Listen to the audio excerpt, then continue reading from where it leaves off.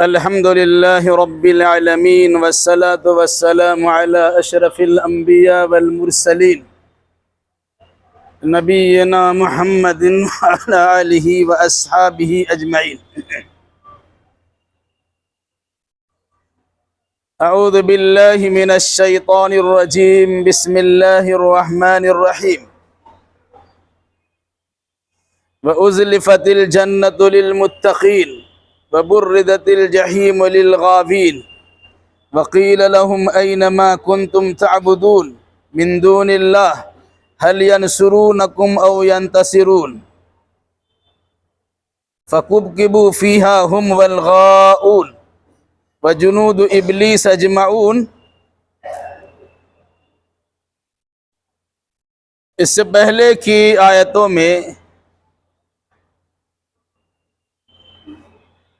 حضرت ابراہیم علیہ السلام کا تذکرہ چل رہا تھا. انہوں نے اللہ تبارک و تعالیٰ سے جنت نعیم کی دعا مانگی اور ساتھ ساتھ ان کے جانے کے بعد ان کے پیچھے لوگ ان کا ذکر خیر کرے، اچھائی کے ساتھ تذکرہ کرے، اس کی دعا مانگی. اخیر میں یہ بات آئی تھی کہ کل میدان محشر میں کوئی کسی کا کام نہیں آئے گا، نہ مال کام آئے گا نہ اولاد کام آئے گی. ہاں، جو انسان قلب سلیم کے ساتھ، پاکیزہ اور پاک صاف دل کے ساتھ شرک سے، کفر سے، نفاق کی بیماریوں سے صفائی ستھرائی کے ساتھ اللہ کی بارگاہ میں پہنچے گا تو ایسے انسان کی پذیرائی ہوگی، اسے قبول کیا جائے گا اور اسے اچھا سے اچھا درجہ دیا جائے گا. دو طرح کے لوگ ہوں گے، یا تو اچھے ہوں گے یا برے ہوں گے. اچھے لوگ جنت میں جائیں گے اور برے لوگ جہنم میں جائیں گے. جنتی انسان کا جب فیصلہ ہو جائے گا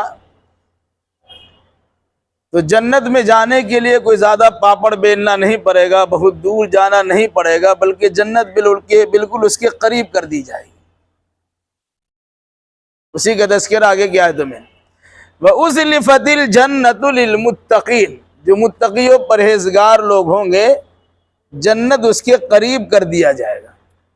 مطلب ہوا ابھی امتحان کا رزلٹ نکلا، جنت جہنم کا فیصلہ ہوا، اب جنت میں ترنت داخل ہو جائیے، اس میں کوئی دیری نہیں. گویا جنت اہل جنت کے استقبال میں سج سجا کر کے کھڑی تیار ہوگی. جس طرح مہمان کو بلاتے ہیں تو ان کا استقبال کرنے کے لیے آپ تیار رہتے ہیں، اس طرح گویا جنت بھی جنتیوں کے لیے تیار ہو کر انتظار کرے گی اس کے استقبال میں.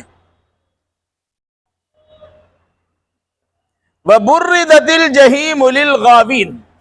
جو لوگ گمراہ ہیں، بھٹکے ہوئے لوگ ہیں، ان کے لیے جہنم کو بھی بے نقاب کر دیا جائے گا. ابھی جہنم چھپا ہوا ہے، معلوم نہیں ہے، دکھتا نہیں ہے. کل میدان محشر میں جہنم کو لایا بھی جائے گا اور ایک وقت آئے گا کہ اسے دکھا دیا جائے گا. ظاہر سی بات ہے جس انسان کو جہنم میں جانا ہوگا وہ دور سے اس کی خوفناکی کو محسوس کریں گے. قرآن نے کہا کہ جہنم کی آگ سے چیخنے چلانے کی آواز ہوگی. ایسا لگے گا کہ جہنم بفر رہی ہے اور کسی پر حملہ کرنے کے لیے فوراً تیار ہے. تو دور سے ہی جہنم کو دکھا دیا جائے گا اور آدمی اسے دیکھ کر حیران و پریشان بھی ہوگا. اس موقع پر جو لوگ جہنم میں جا رہے ہوں گے، جنہوں نے اللہ کو چھوڑ کر کسی غیر کی پوجا پاٹ، عبادت و بندگی کی ہوگی، وہاں ان سے متعلق پوچھا جائے گا. یہ در حقیقت ان کی ذلت و خواری میں اضافہ کرنے کے لیے. کہاں تمہارا کوئی بچانے والا ہے؟ دنیا میں بڑا بھروسہ کر کے رکھے تھے، فلاں صاحب مچل جائیں گے، فلاں کا دامن تھام لیں گے، فلاں جنت میں لے ہی جائیں گے. کہاں ہے؟ قرآن کہتا ہے وَقِيلَ لَهُمْ أَيْنَ مَا كُنْتُمْ تَعْبُدُونَ مِن دُونِ اللَّهِ. کہاں ہے وہ اللہ کے علاوہ جن کی تم پوجا کرتے ہو؟ کہاں ہے؟ تلاش کرو. دنیا میں تو تمہیں دھوکہ دیا تھا، ہر گام پر ہر جگہ پہ تمہارا ہم ساتھ دیں گے، بے شمار نذرانے وصول کیے، چڑھاوے چڑھا لیے، دنیا کے ٹھاٹ باٹ میں آپ کے تعاون کے ذریعے سے ان کا اضافہ ہو گیا، کیونکہ آپ اس بھول بھلائیے میں تھے، یہ ہمارا کام آ جائیں گے، کہاں ہے؟ فرمایا اللہ کے سوا جن جن کو تم پوجتے اور عبادت و بندگی بجا لاتے تھے کہاں ہے؟ هل ينصرونکم او ينتصرون، کیا وہ ابھی تمہاری مدد کر سکتے ہیں یا خود وہ اپنا بچاؤ کر سکتے ہیں؟ تمہاری مدد تو چھوڑ دو، وہ اپنے آپ کو جہنم سے بچا سکیں گے؟ یہاں تو بھول بھلیا ہم پڑے ہوئے ہیں اور تمناؤں کی اور آرزوؤں کی زندگی گزارتے ہیں، اعمال ہمارے کچھ نہیں ہوتے، کسی بزرگوں سے نسبت جوڑنے کے بعد سمجھتے ہیں وہ تو میرا بیڑا پار ہی کرا دیں گے، ان کا دامن تھام لیں گے، مسئلہ ہمارا حل ہو جائے گا۔ ابھی اس سے پہلے سنے ہیں کہ ابراہیم علیہ السلام اپنے باپ کو نہیں بچا رہے ہیں، جب نبی، اب بڑا نبی، باپ کو نہیں بچا رہے ہیں۔ اس سے پہلے سن چکے ہیں حضرت نوح علیہ السلام اپنے سامنے بیٹا کو ڈوبتا ہوا دیکھ کر پریشان تو ہو رہے ہیں لیکن بچا نہیں پاتے ہیں۔ جب نبی اپنے گنہگار باپ کو یا بیٹا کو رشتہ دار کو نہیں بچا سکیں گے تو کوئی عام انسان کسی عام انسان کا کیسے کام آ جائے گا؟ اس لیے کسی پر تکیہ لگا کر زندگی گزارنے کے بجائے اللہ پر، اس کے رسول پر ایمان لائیے، عبادت اللہ کی کیجئے، طریقہ رسول اللہ کا اپنائیے اور اللہ کے فضل و کرم پر یقین رکھیے، اللہ آپ کا بیڑا پار کر دے گا۔ فرمایا کہاں ہے وہ اللہ کے سوا جن کی تم پوجا کرتے تھے، عبادت کرتے تھے؟ هل ينصرونکم، کیا وہ تمہاری مدد کر سکتے ہیں، اللہ کے عذاب سے بچا سکتے ہیں؟ جہنم میں جا رہے ہو، روک سکتے، جنت میں بھیج سکتے ہیں؟ او ينتصرون، یا وہ خود اپنا بچاؤ کر سکیں گے جہنم سے؟ وہ بھی جہنم میں تمہارے ساتھ ہی جا رہے ہیں، جن کو تم نے اپنا لیڈر تصور کیا تھا ان کا حال یہ وہ خود جہنم میں جا رہے ہیں۔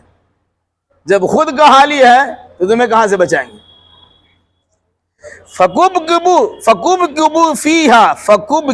فِيهَا ہم والغاؤن، وہ سارے معبودان اللہ کے سوا جن کی پوجا پاٹ تم کیا کرتے تھے ان کو بھی اور جتنے بھی گمراہ لوگ ان تمام کو بھی اوندھے منہ جہنم میں جھونک دیا جائے گا۔ پیر بھی وہی ہے، مرید بھی وہی ہے، عابد وہی ہے، معبود وہی ہے، پجاری وہی ہے، جس کی پوجا کیا جائے وہ بھی وہی ہے، دونوں جہنم میں جا رہے ہیں۔ وَجُنُودُ ابلیس اجمعون، اور ساتھ ساتھ جو ابلیس کے لشکر ہے، چھیلے چپاٹے ہیں جو گمراہ کرنے میں لگے ہوئے ہیں، ابلیس بھی جائے گا، 70 ہاتھ کی زنجیروں میں سے جکڑا جائے گا اور ساتھ ساتھ اس کے چھیلے چپاٹے بھی جہنم میں جھونک دی جائیں گے۔ قالوا وَهُمْ فِيهَا يَخْتَصِمُونَ، اب یہ جہنم میں ایک عبادت کرنے والا ہے، ایک وہ جس کی عبادت کی جا رہی ہے، تابع متبوع، عابد و معبود، پیر و مرید، سب اس میں شامل ہے۔ اب دونوں قسم کے لوگ جنت میں جہنم میں موجود ہیں۔ وَهُمْ فِيهَا يَخْتَصِمُونَ قالوا، وہ لوگ آپس میں لڑتے بھیڑتے ہوئے کہیں گے، کیا کہیں گے؟ تَاللَّهِ إِن كُنَّا لَفِي ضَلَالٍ مُبِينٍ، اللہ کی قسم ہم دنیا میں کھلی گمراہی میں پڑے ہوئے تھے، دنیا میں تو احساس نہیں ہوا، موج مستی کی زندگی گزر رہی تھی، اب جب جہنم کے دروازے پر پہنچے ہیں، روکا گیا اور ان کی ذلت و خواری میں اضافہ کرنے کے لیے کچھ سوال و جواب کیا گیا تو وہاں احساس ہوگا ارے جس کا دامن تھامنے کا ہم نے بھروسہ رکھا تھا وہ بھی تو ہمارے ساتھ جہنم میں جا رہے ہیں، تو میرا کیا معاملہ، یہ خود جا رہے ہیں تو ہم کو کیسے بچائیں گے؟ پھر اللہ تبارک و تعالیٰ کی جانب سے حکم بھی، یہ سنایا بھی جائے گا تمہارے مددگار ہیں تو گو مدد کرنے کے لیے، وہ تمہاری کیا مدد کر سکیں گے؟ ان کا حال یہ ہے وہ خود اپنے آپ کو نہیں بچا پاتے۔ تو جہنم میں گئے ہوئے انسان کہیں گے آپس میں، اللہ کی قسم ہم لوگ کھلی ہوئی گمراہی میں تھے، آج ہمیں گمراہی کا احساس ہوا، کاش کی دنیا ہی میں احساس ہو جاتا اور گمراہی سے بچ جاتے تو پھر جہنم سے محفوظ رہتے۔ کب گمراہ، کیسے گمراہ تھے؟ اذ نسویکم برب العالمین، عبادت کرنے والا اللہ کے سوا جن کی بھی عبادت کر رہیں گے ان کو مخاطب کر کے کہیں گے جس وقت ہم نے آپ لوگوں کو رب العالمین کا برابر ٹھہرایا تھا اس وقت ہم کھلی گمراہی میں تھے. ہمیں تو سمجھ میں آنا چاہیے تھا کہ آپ بھی تو ہماری طرح انسان ہیں, ہماری طرح اللہ کی مخلوق ہے, ہماری طرح چلتے پھرتے کھاتے پیتے سوتے جاگتے سارا کام کرتے ہیں, پھر آپ پر ہم وشواس کیوں کریں گے؟ تو جس وقت ہم آپ کو اللہ کے برابر شریک کرتے ہوئے آپ کے بارگاہ میں نذرانہ پیش کرتے تھے, سر جھکاتے تھے, چوما چاٹی کرتے تھے, یہ ساری حرکتیں ہم نے آپ کے ساتھ کی ہے, یقیناً ہم اس وقت گمراہ تھے. اور حد تو یہ ہے کہ اللہ کی بندگی کرنے کے بجائے ہم آپ ہی کی پوجا پاٹ کرتے تھے, اللہ سے مانگنے کے بجائے آپ ہی سے مانگتے تھے ہم کو دے دے, دلا دے, ایسا کر دے. اس وقت ہم یقیناً کھلی گمراہی میں تھے.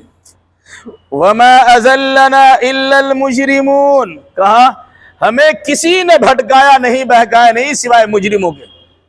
مجرم ابلیس بھی ہے, مجرم شیطان کا پیروکار بھی ہے, وہ مجرم ان کے چیلے چپاٹے بھی ہیں, اور مجرم وہ انسان بھی ہے جو کسی کو اللہ کی عبادت و بندگی سے روک کر غیر اللہ کی بندگی کرانے میں لگے ہوئے. وہ چاہے داڑھی والا ہو, ٹوپی والا ہو, تاج والا ہو, جبہ و دستار والا کوئی نہ ہو, اگر اللہ کے علاوہ غیر اللہ کی بندگی کرنے کرانے کی بات کرتے ہو وہ سب مجرم ہیں. اور انہی لوگوں نے دوسرے لوگوں کو گمراہ کر دیا. کبھی انسان کسی کی عقیدت میں گمراہ ہوتا ہے, کبھی انسان اپنے قوم کے سردار کے ڈر سے گمراہ ہوتا ہے, کبھی انسان اپنی ذہنیت اور فکر کی غلطی سے گمراہ ہوتا ہے, اور کبھی انسان شیطان کے بہکاوے سے گناہ ہوتا ہے. تو جن جن لوگوں نے جس انداز میں بہکایا ہے وہ سب مجرم ہیں.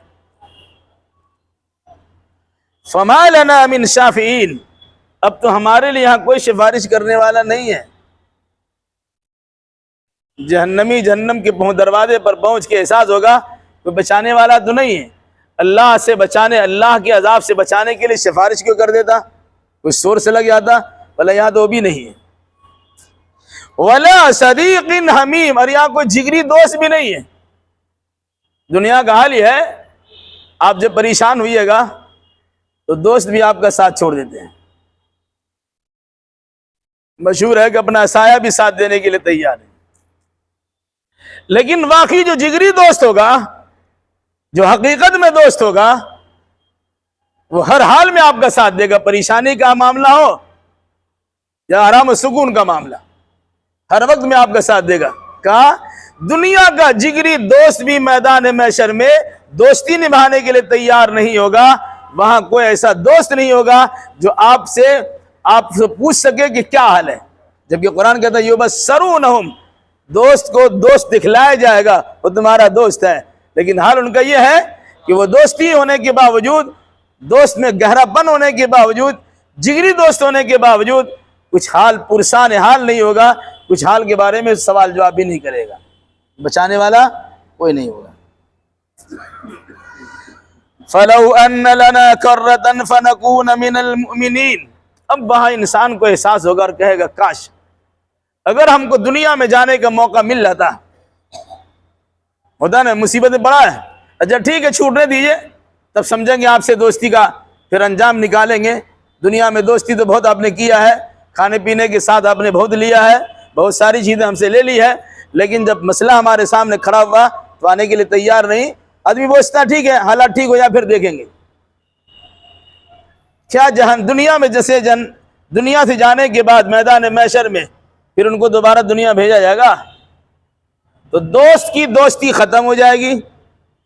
دوسری بات یہ بھی انسان کہے گا کہ جس طرح آج ان پر تکیہ اور بھروسہ کیے ہوئے ہیں, دنیا میں جانے کا موقع مل جائے گا وہ ان سے برات کا اعلان کر دیں گے, اپنا رشتہ ناطہ توڑ لیں گے.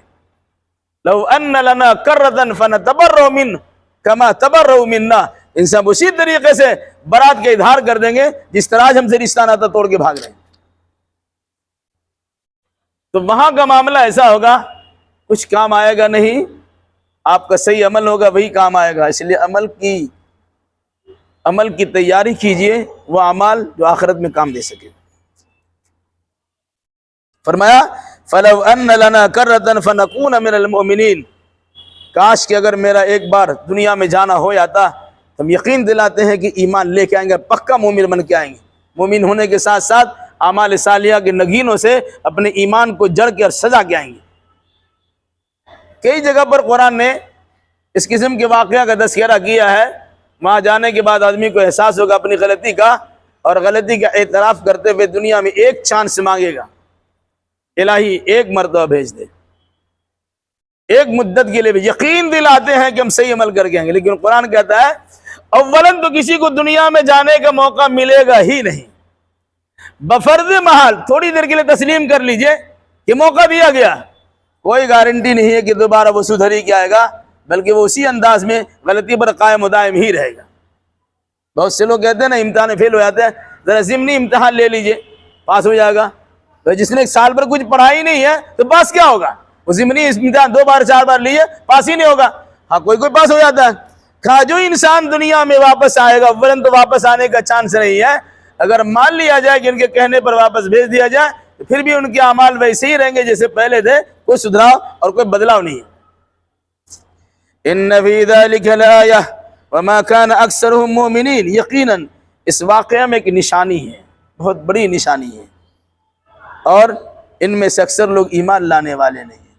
ابراہیم علیہ السلام کے واقعہ کو پڑھیے، کہا ابراہیم علیہ السلام کے واقعہ میں نشانی ہے۔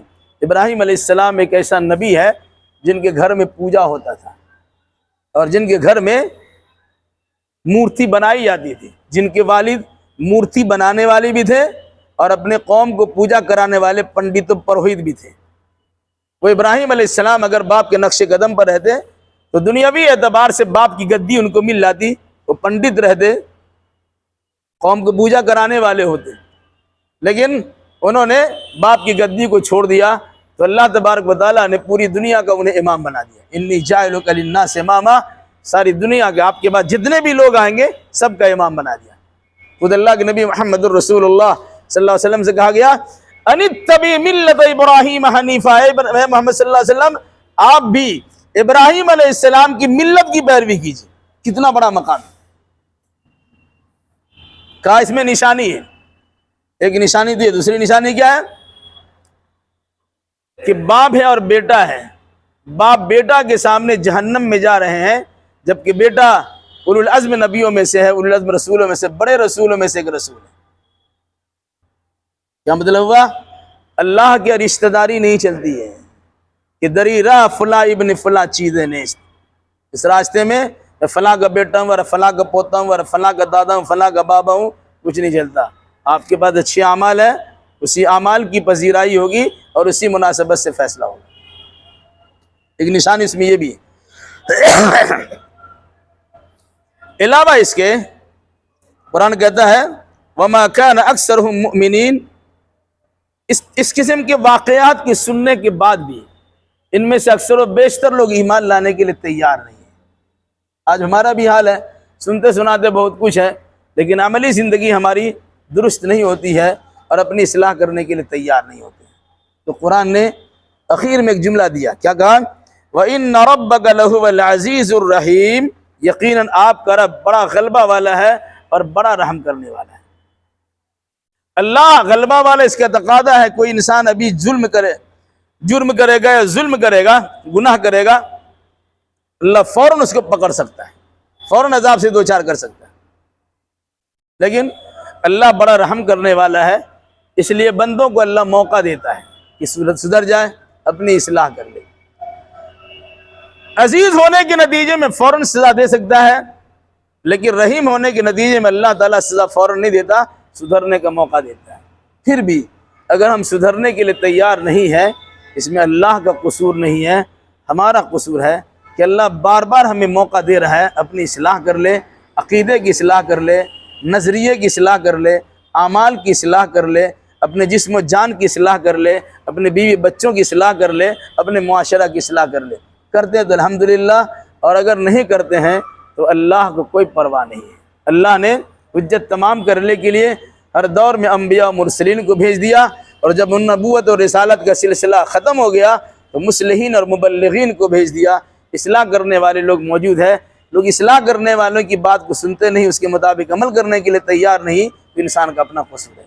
اب اگر اللہ کے عذاب سے دوچار ہوتے ہیں تو انسان کو سوچنا چاہیے اس میں اللہ کی جانب سے ظلم نہیں ہے، بلکہ ہمارے اعمال کے قصور کا یا ہماری غلطی کا نتیجہ ہے۔ اللہ ہمیں صحیح عمل کی توفیق دے اور حقیقت حال جان کر صحیح عقیدہ اعمال بجا لانے کی توفیق مرحمت فرمائے۔